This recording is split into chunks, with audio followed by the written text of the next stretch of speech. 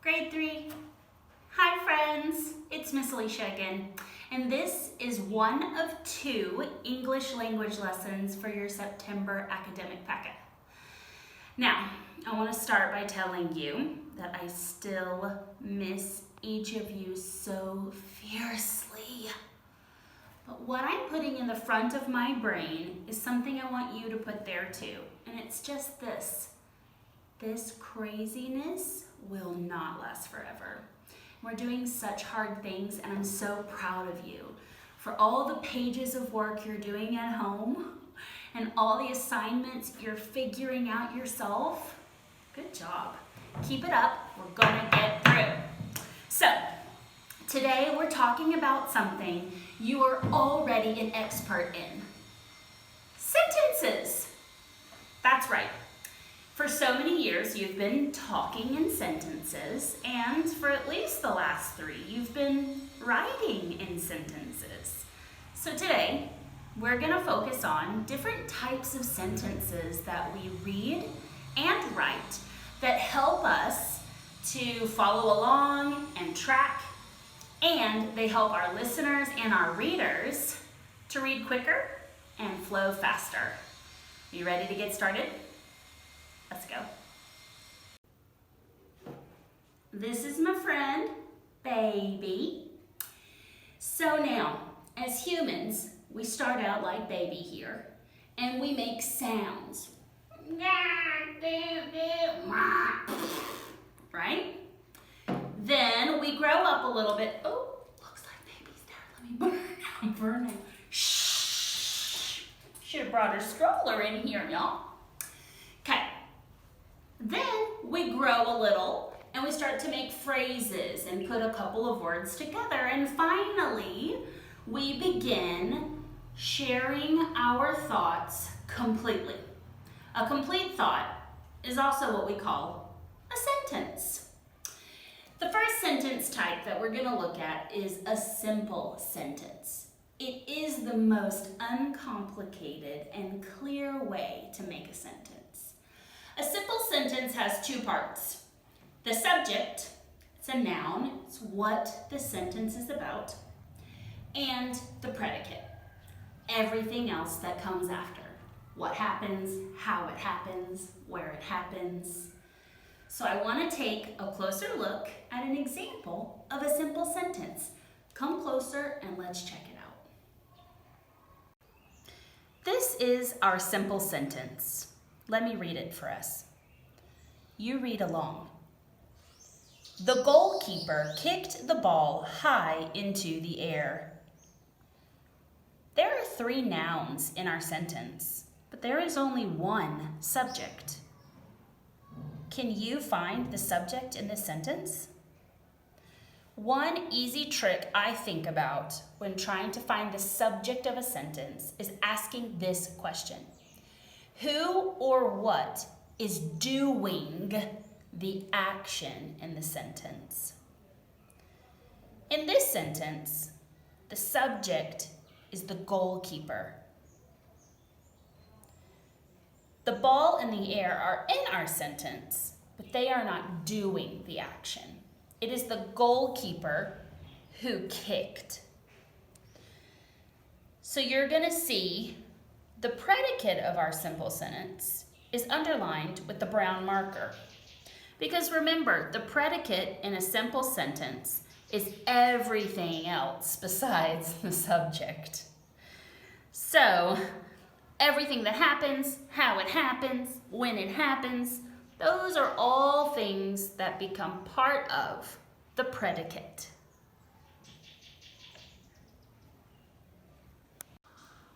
Okay. We're ready to move on to compound sentences.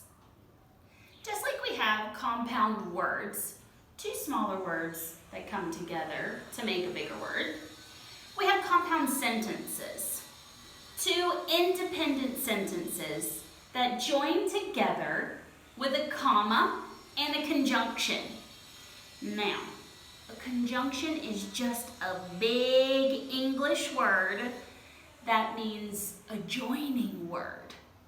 In your packet, you're gonna find a paper that looks like this.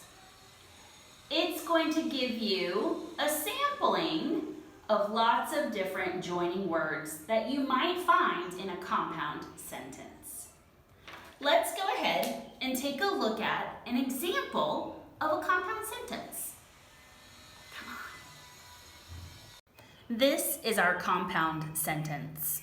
Let me read it aloud and you read it at home. The goalkeeper kicked the ball high into the air and it went out of bounds. There are two sentences here. If we covered up the first sentence, which is the same as the sentence that we looked at when we were learning about simple sentences. So we're going to imagine that that doesn't exist and that doesn't exist. And we have a sentence, don't we? We do. It reads, it went out of bounds. So we can see that this is a compound sentence because there are two independent sentences and we see our comma right here as well as our coordinating conjunction, and. Now, why do you think that in this compound sentence, the writer used it, a pronoun, when referring to the ball? Well, within this compound sentence, we already know what's taking place. We can figure out that it is talking about the ball because the ball is the only other object in the sentence. If the goalkeeper was going out of bounds, the pronoun would be she or he. This is a great example of a compound sentence. You ready to move on?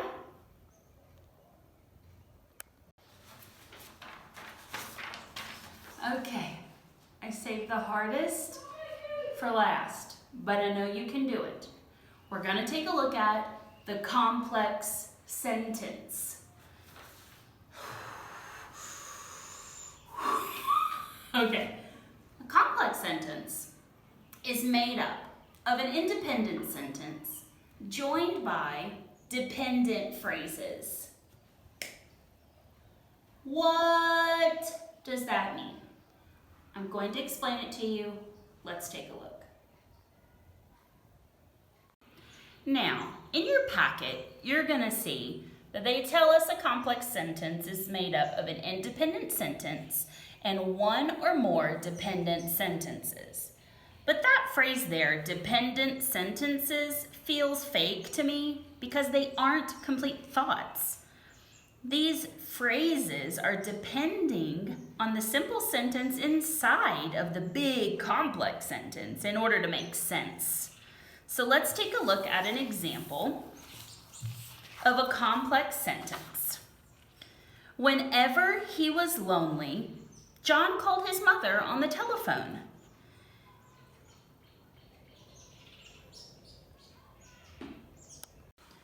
John called his mother on the telephone is a complete thought. So that's our simple sentence inside of our complex sentence. The dependent phrase in this complex sentence is, whenever he was lonely. That phrase, whenever he was lonely, leaves us hanging. It almost begs us to say, whenever he was lonely, what? What happened? That's a dependent phrase. Or like your packet says, a dependent sentence. Let's take a look at just one more example of a complex sentence. Here we go. Whether it was morning or night, the students found time to study together. Do you see the dependent phrase? Do you see the independent sentence or the simple sentence? The students found time to study together. is the simple sentence. It's the independent sentence because it makes sense when it stands alone. If the other part of the sentence was not there, the students found time to study together would still be a complete thought. Whether it was morning or night leaves me asking, whether it was morning or night, what? What happened? It needs more in order to be a complete thought.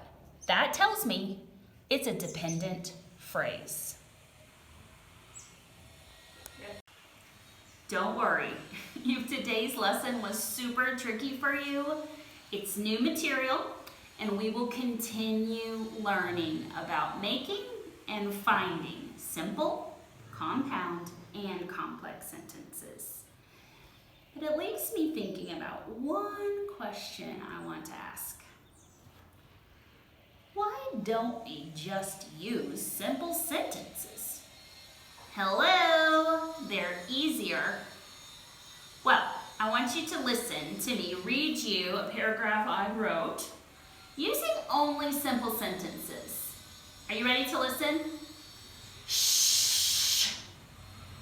Oh, builders. Okay, here goes. I went for a walk this morning. It was raining outside. I waited at the shop for a few minutes. It took a bit too long. I got home late. I went to the kitchen. I was so hungry, I ate my lunch. Now, most of us write using simple sentences only in grade 1 and 2. And now's the chance for you as a grade 3 student to start using different kinds of sentences. I find that when I write only in simple sentences, I can sound a bit like a robot. I went to the kitchen. Robot. I don't know how to do the robot dance. Something to put on your list to teach me when we're back together. But it's something that I want you to think about. When you're able to change out simple, compound, complex, what you're doing to your writing and when you're reading is you're adding rhythm and flow. And it becomes something of a dance or like a song. It's easy to follow. It's easy to track. You want to get going on it. You don't want to stop, and it flows smooth. So that's really one of the reasons why in English we don't communicate with just simple sentences. Got it? Good. Uh-oh. I mean, yay, it's homework time!